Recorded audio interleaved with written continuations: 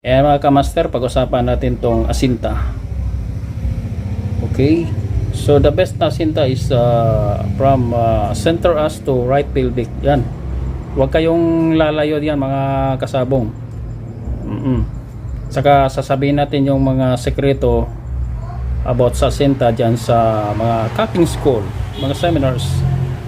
May mga sekreto yan sila mamaya pag-usapan natin yan. Kailangan dito sa asinta natin mga kasabong, no? Hindi lang yung puro tayo asinta. Alamin mo muna yung asinta mo na hindi siya nasisira. Ayun ang tandaan mo.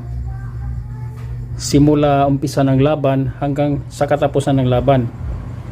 Kailangan tong asinta ng tari mo hindi siya masisira. Ayan po ang mga sekreto dyan. Paano yan? Kailangan i-testing mo siya.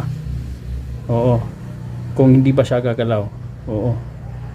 Pag gumalaw yung asinta mo, delikado yan. Oo. Kasi matapos na lang yung laban, wala na yun. Sira na yung asinta mo. Lalo na tumagal yung laban, umabot ng mga 5 to tabla. Yun. Kita mo, minsan tabla. Oo. Alamin mo itong asinta. Ito yung mga sekreto ng sa mga cooking school. Sekreto nila to. Paano yan?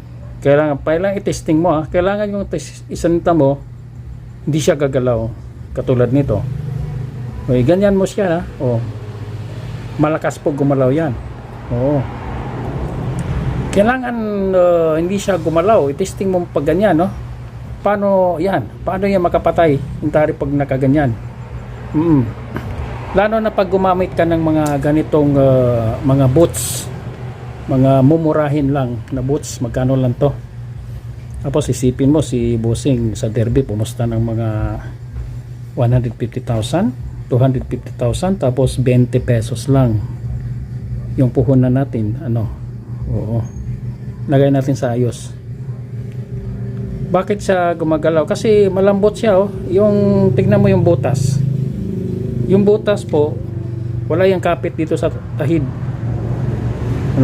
Gumagalaw siya. Kaya kikita mo ganyan, minsan ganyan, sira na yung sinta mo dyan. Kasi malambot yung, minsan pa nga yung iba laki ng butas, abot dito. Pag gumalaw-galaw yan, walang kakapitan. Hindi siya makakapit dun sa tahid. Kaya yung asinta natin, sira siya.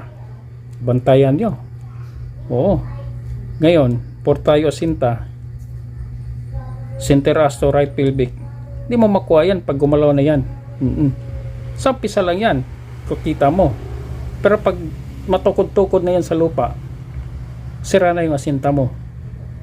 Sabi ko kanina, ito yung mga sekreto sa cooking school. Bakit? Sekreto nila, hindi nila sinasabi to. Bakit? Kasi hindi nila alam. Meron palang dancing queen. Yan. Kasi mga karamitan na ginagamit nila ganito. Kaya ayaw nilang ituro itong dancing queen.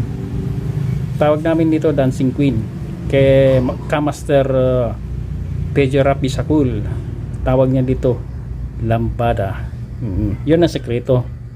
Sa mga cooking school, hindi nila sinasabi to dahil hindi rin nila alam to. Okay? Yan, sana makatulong sa iyo mga kasabong. Check nyo yung mga mga tali nyo dyan, kung matibay ba. Check yung mga sinta nyo. Okay? Maraming salamat. Sana mga open-minded tayo para malayo pong mararating natin. Okay?